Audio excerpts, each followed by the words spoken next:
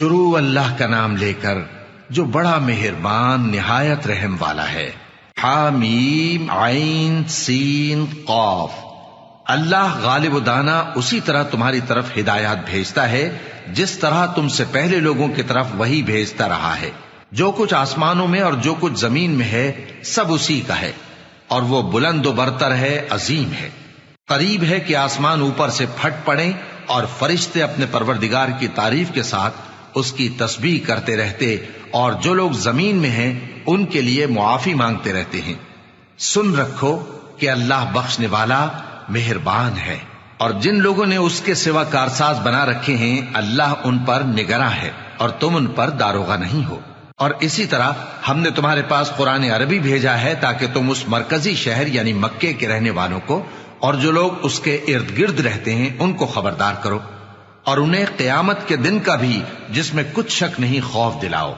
اس روز ایک فریق بہشت میں جائے گا اور ایک فریق دوزخ میں، اور اگر اللہ چاہتا تو ان کو یعنی تمام انسانوں کو ایک ہی جماعت کر دیتا، لیکن وہ جس کو چاہتا ہے اپنی رحمت میں داخل کر لیتا ہے، اور ظالموں کا نہ کوئی یار ہوگا اور نہ کوئی مددگار۔ کیا انہوں نے اس کے سوا دوسروں کو کارساز بنا لیا ہے؟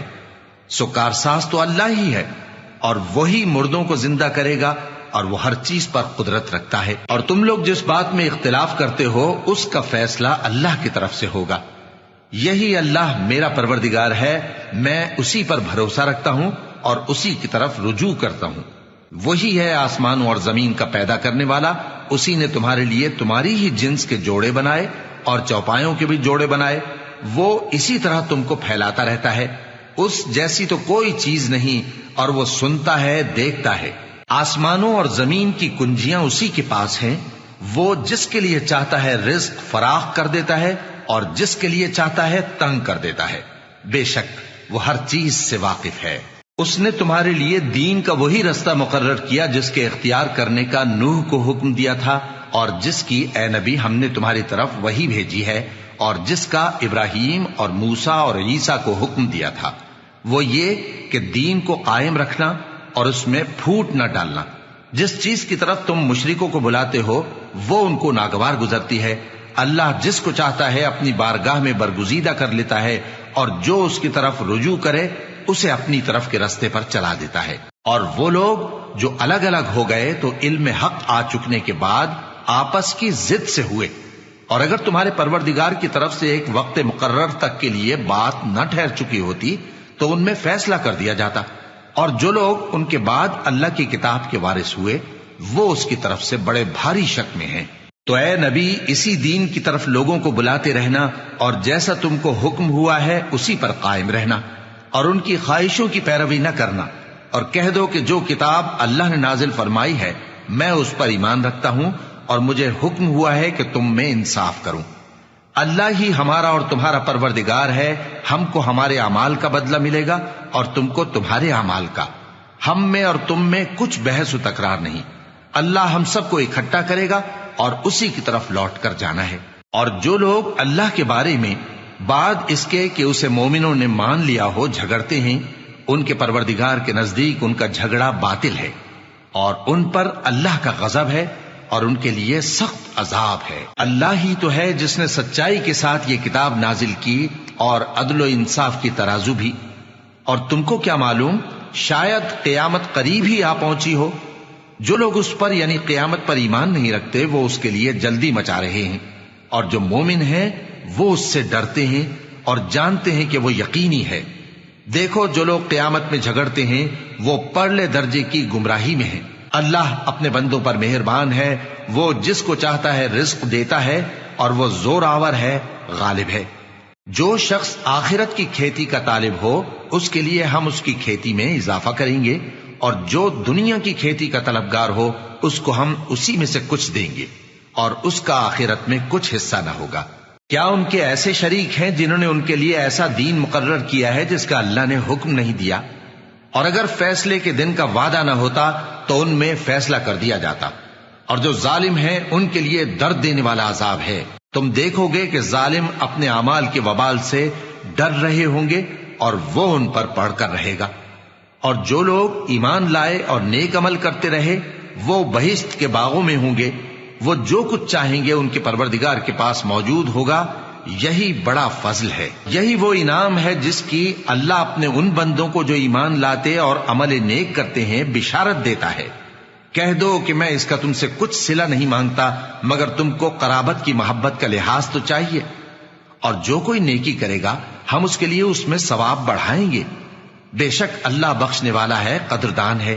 کیا یہ لوگ یہ کہتے ہیں کہ پیغمبر نے اللہ پر جھوٹ باندھ لیا ہے؟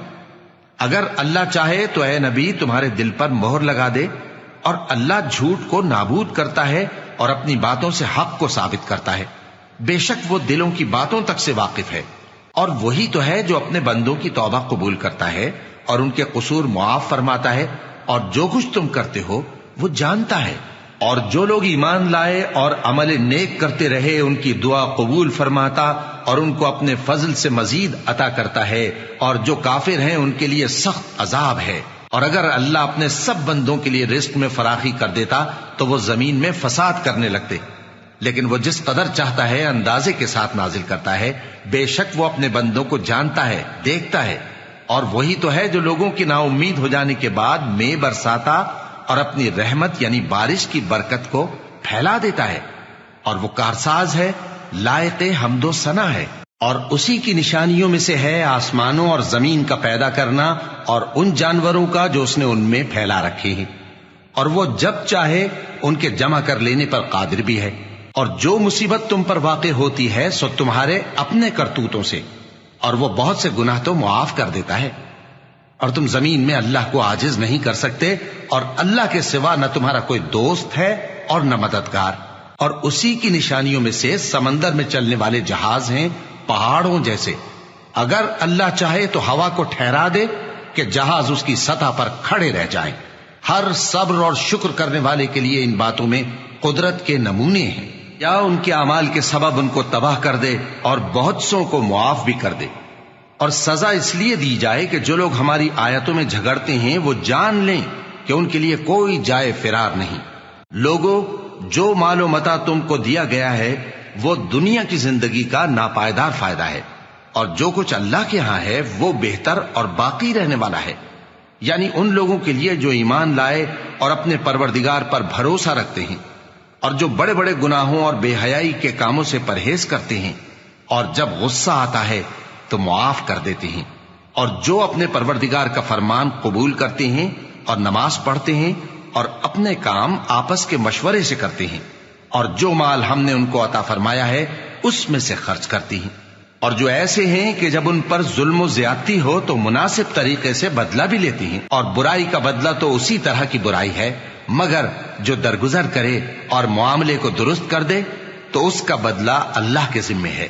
اس میں شک نہیں کہ وہ ظلم کرنے والوں کو پسند نہیں فرماتا۔ اور جس پر ظلم ہوا ہو اگر وہ اس کے بعد انتقام لے لے تو ایسے لوگوں پر کچھ الزام نہیں۔ الزام تو ان لوگوں پر ہے جو لوگوں پر ظلم کرتے ہیں اور ملک میں ناحق فساد پھیلاتے ہیں، یہی لوگ ہیں جن کو تکلیف دینے والا عذاب ہوگا۔ اور جو صبر کرے اور قصور معاف کر دے تو یہ بڑی ہمت کے کام ہیں۔ اور جس شخص کو اللہ گمراہ رہنے دے تو اس کے بعد اس کا کوئی دوست نہیں۔ اور تم ظالموں کو دیکھو گے کہ جب وہ دوزخ کا عذاب دیکھیں گے تو کہیں گے کیا دنیا میں واپس جانے کی کوئی سبیل ہے؟ اور تم ان کو دیکھو گے کہ دوزخ کے سامنے لائے جائیں گے، ذلت سے عاجزی کرتے ہوئے چھپی نگاہ سے دیکھ رہے ہوں گے، اور مومن لوگ کہیں گے کہ گھاٹے میں رہنے والے تو وہ ہیں جنہوں نے قیامت کے دن اپنے آپ کو اور اپنے گھر والوں کو خسارے میں ڈالا۔ دیکھو کہ بے انصاف لوگ ہمیشہ کے دکھ میں پڑے رہیں گے، اور اللہ کے سوا ان کے کوئی دوست نہ ہوں گے کہ اللہ کے سوا ان کو مدد دے سکیں، اور جس کو اللہ گمراہ رہنے دے اس کے لیے ہدایت کا کوئی رستہ نہیں۔ ان سے کہہ دو کہ قبل اس کے کہ وہ دن جو ٹلے گا نہیں اللہ کی طرف سے آ موجود ہو، اپنے پروردگار کا حکم قبول کر لو۔ اس دن تمہارے لیے نہ کوئی جائے پناہ ہوگی اور نہ تم سے گناہوں کا انکار ہی بن پڑے گا۔ پھر اگر یہ منہ پھیر لیں تو ہم نے تم کو ان پر نگہبان بنا کر نہیں بھیجا، تمہارا کام تو صرف احکام کا پہنچا دینا ہے۔ اور جب ہم انسان کو اپنی رحمت کا مزہ چکھاتے ہیں تو وہ اس سے خوش ہو جاتا ہے، اور اگر ان کو انہی کے اعمال کے سبب کوئی سختی پہنچتی ہے تو سب احسانوں کو بھول جاتا ہے۔ بے شک انسان بڑا ناشکرا ہے۔ تمام بادشاہت اللہ ہی کی ہے، آسمانوں کی بھی اور زمین کی بھی۔ وہ جو چاہتا ہے پیدا کرتا ہے، جسے چاہتا ہے بیٹیاں عطا کرتا ہے اور جسے چاہتا ہے بیٹے بخشتا ہے، یا ان کو بیٹے اور بیٹیاں دونوں عنایت فرماتا ہے، اور جس کو چاہتا ہے بے اولاد رکھتا ہے۔ وہ تو جاننے والا ہے، قدرت والا ہے، اور کسی آدمی کے لیے ممکن نہیں کہ اللہ اس سے بات کرے مگر وحی کے ذریعے یا پردے کے پیچھے سے، یا کوئی فرشتہ بھیج دے تو وہ اللہ کے حکم سے جو اللہ چاہے القا کرے۔ بے شک وہ بلند و برتر ہے، حکمت والا ہے۔ اور اسی طرح ہم نے اپنے حکم سے تمہاری طرف روح القدس کے ذریعے سے قرآن بھیجا ہے۔ تم نہ تو کتاب کو جانتے تھے اور نہ ایمان کو، لیکن ہم نے اس کو نور بنایا ہے کہ اس سے ہم اپنے بندوں میں سے جس کو چاہتے ہیں ہدایت کرتے ہیں۔ اور بے شک اے نبی تم سیدھا رستہ دکھاتے ہو، یعنی اس اللہ کا رستہ جو آسمانوں اور زمین کی سب چیزوں کا مالک ہے۔ دیکھو سب کام اللہ کی طرف رجوع ہوں گے اور وہی ان میں فیصلہ کرے گا۔